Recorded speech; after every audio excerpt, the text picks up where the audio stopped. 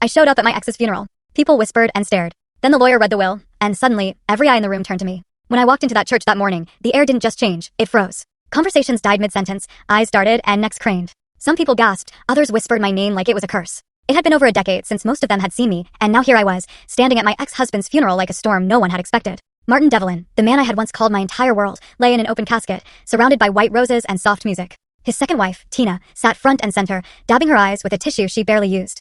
Next to her were my daughters, Jenna and Harper, both of them avoiding my gaze like I was a ghost. I knew I wasn't welcome. I knew this space had long stopped being mine. But I didn't come for them. I didn't come to make a scene. I came because, despite everything he had done, Martin had once been my whole universe, and a part of me, maybe the strongest part, needed to see this through, to mark the end. As I walked slowly down the side aisle, people leaned into one another, whispering. I heard fragments. Is that her? After all these years? Why would she even come? I didn't flinch.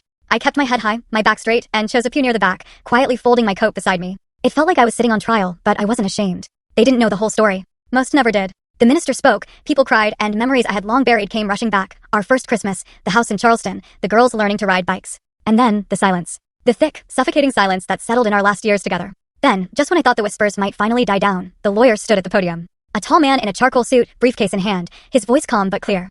I've been asked to read a section of Martin Devlin's last will and testament, he said. There was a pause, long enough to tense every shoulder in the room. He flipped open the folder, cleared his throat, and read, to Leona Markham. Heads turned in unison. Every single pair of eyes, including my daughter's, locked onto me. No one spoke. No one blinked. And in that frozen moment, I realized the real story was only just beginning. Before betrayal rewrote my name into whispers, I was simply Leona. A wife, a mother, a woman who believed in building a life, not chasing one. Martin and I were married for 25 years, and for most of those, I truly thought we had something steady, something sacred. We met in our late 20s. I was an art student with paint on my hands and dreams in my pockets, and he was a freshly minted business graduate, brimming with ambition. His world was sharp corners and hard decisions. Mine was messy and full of color. We balanced each other, or so I thought. We married in a modest ceremony on a spring afternoon in Charleston. The church was small, the cake was store-bought, but we laughed like kids building castles out of sand. We rented a 2-bedroom apartment above a bookstore, and I painted while Martin built his financial consulting business from our kitchen table. We lived on ramen noodles and big dreams, always promising that one day, things would be easier. And they were. Eventually. Martin's business took off. Clients came, and so did the money.